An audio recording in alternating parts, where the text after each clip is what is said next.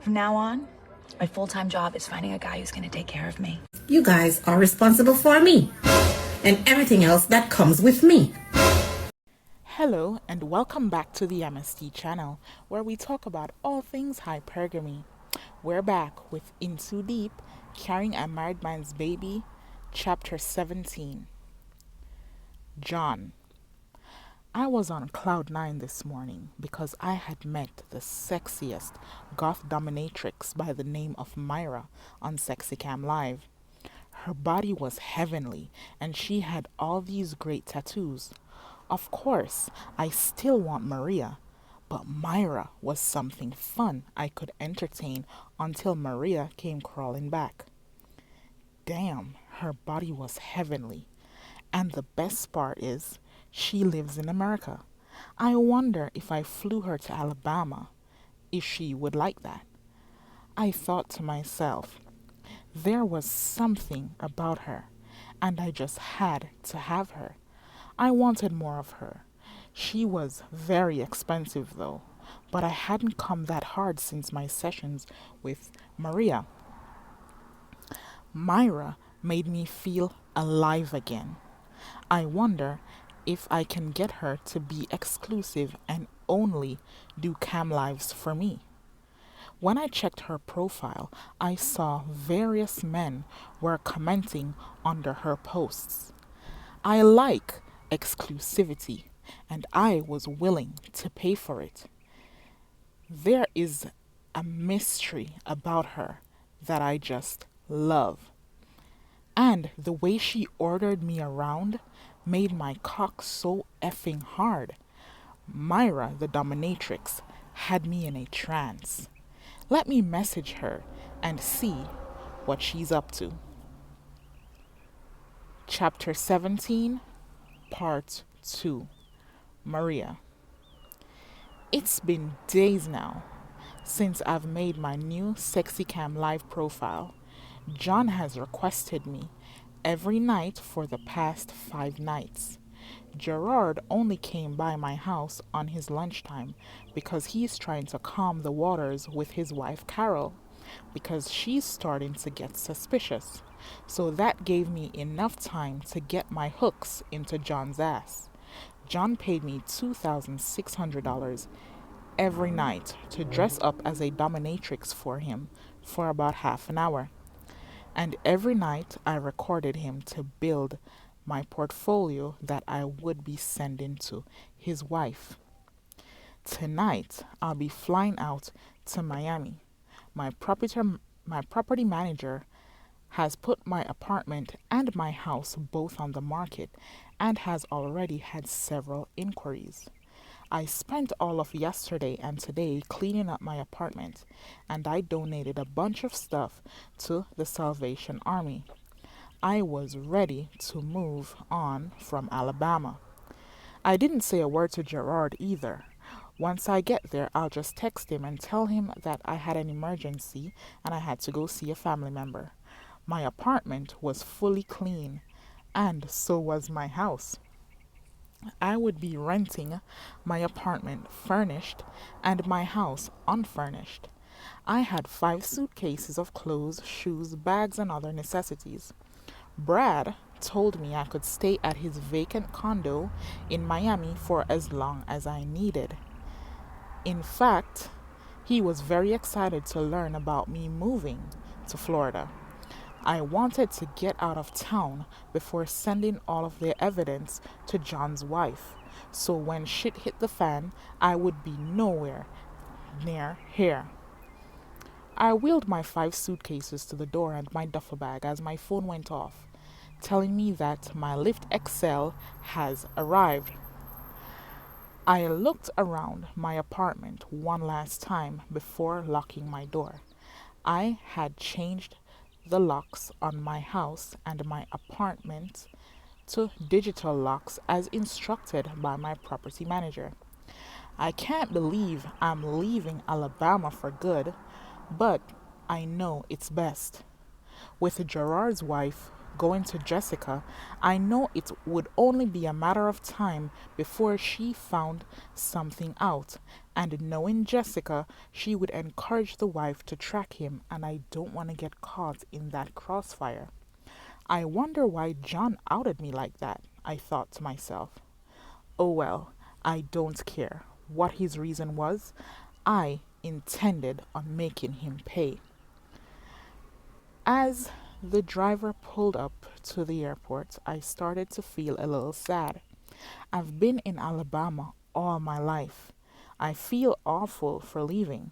However, the plan was to get set up in Miami and then have my mother join me later.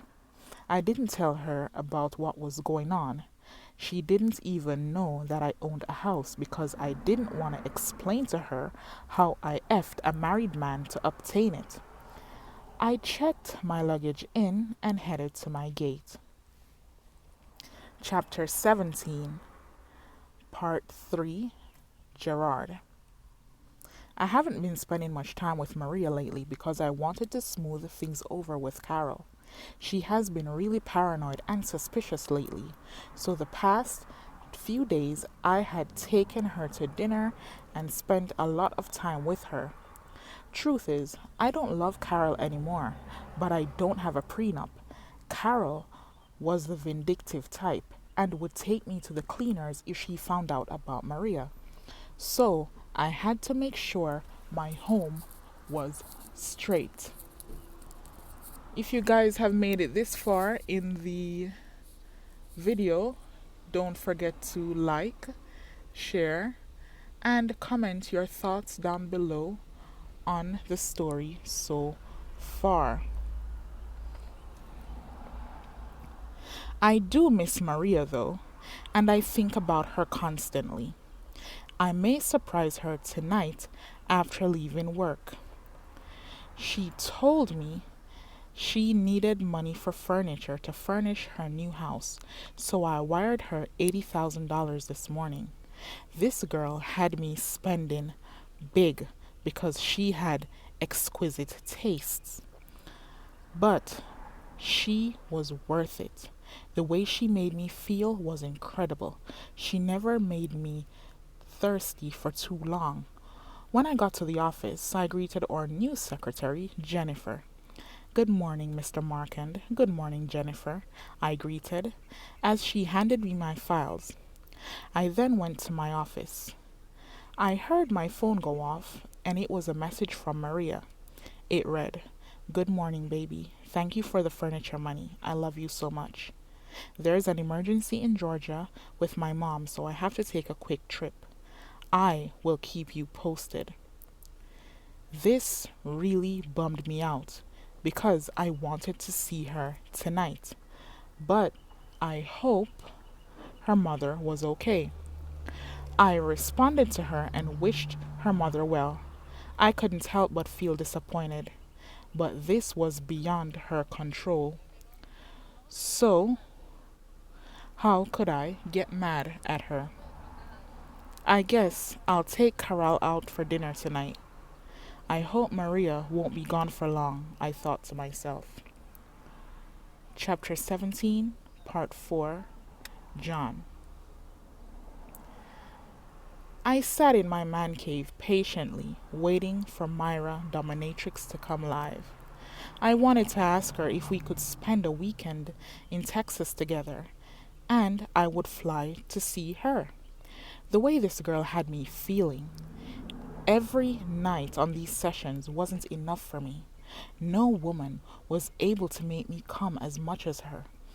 Being dominated was always a fetish for me, but Myra the dominatrix took it to the next level. I wanted her bad. Her tattoos were so damn sexy, and her voice with that Texan accent was infectious. I needed to have her in real life.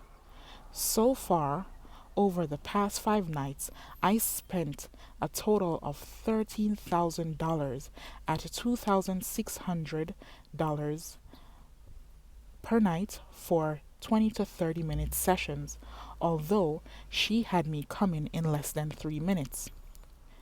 We would just sit and talk, and she made me so comfortable after every session. She was so attentive.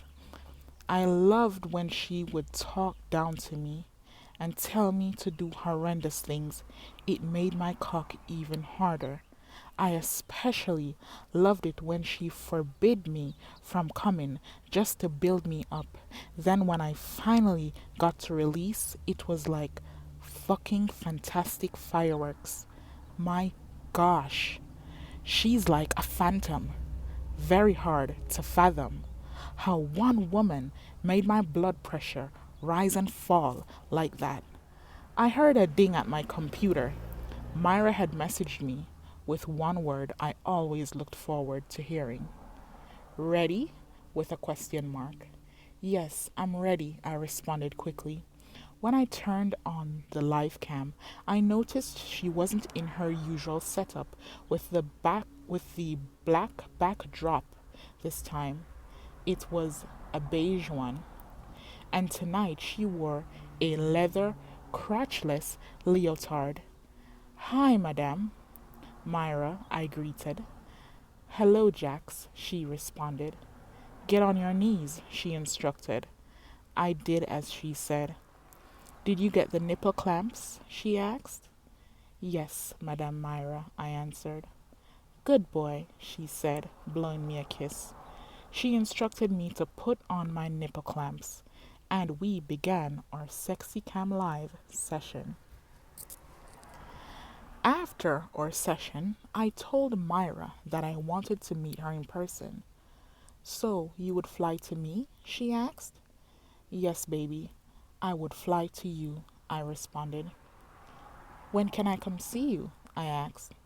I want you to come on Saturday, she said. That's in 2 days, baby. I responded, shocked that she even agreed.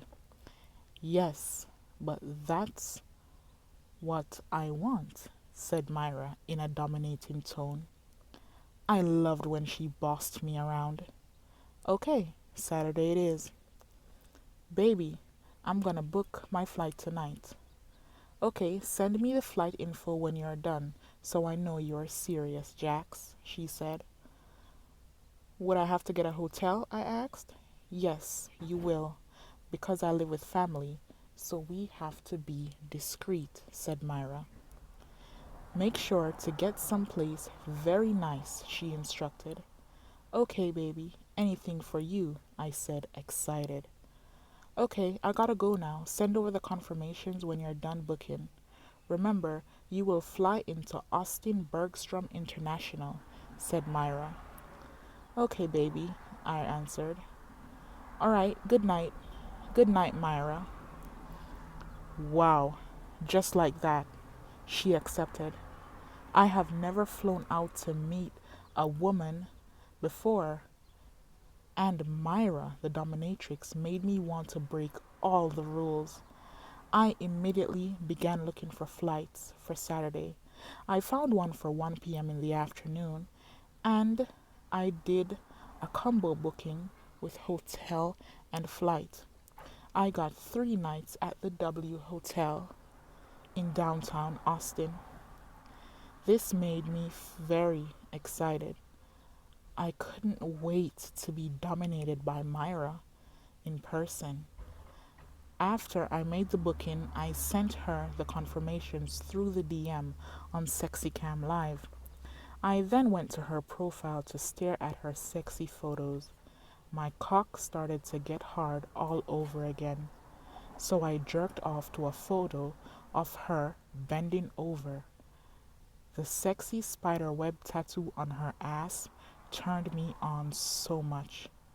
Then I heard my wife coming down the stairs. I had cum all over me. I jumped up and slammed my laptop shut because I had no time to close out the SexyCam Live page.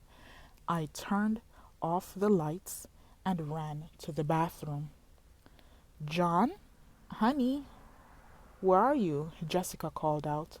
I started panicking because my nipple clamps were left on my desk, and I'm pretty sure some cum was left on my desk, too. I could hear Jessica getting closer. My heart was beating so fast. That was the end of chapter 17. I'll see you all for chapter 18. If you want early viewing to chapter 18, go ahead and hit the join button underneath the video to get early access before the original release date. Thank you guys for watching. Bye.